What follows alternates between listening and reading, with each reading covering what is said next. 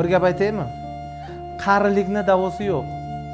Hozir yosh bo'lgan paytingizda bu yoshlikni ne'mat bilib, ko'proq yaxshi ishlarni qilish kerak. Ertaga qari bo'lganingizdan keyin milliard dollar pulingiz bo'lsa ham o'zingizni davolanmaysiz.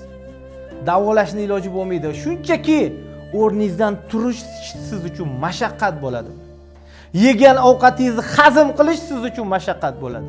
Shunchaki kitob o'qishni ko'ra olmaysiz achki bo'lmasa.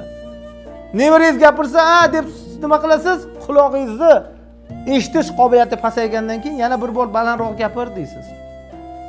Shuning uchun bu kasallik, bu qarilik kasalligining davosi yo'q. Shuning uchun yosh bo'lgan paytingizda o'sha yoshlikni g'animat biling. Sog'lom bo'lgan paytingizda orqasidan nima keladi desangiz, kasallik keladi. Kasal bo'lasiz. Vaqtingiz bormi? Ertaga vaqtingiz bo'lmasligi mumkin. Forog'lik bormi? Maza qilyapsiz, hamma narsaga ruxsat bormi? Ertaga ko'p narsaga ruxsat bo'lmasligi mumkin.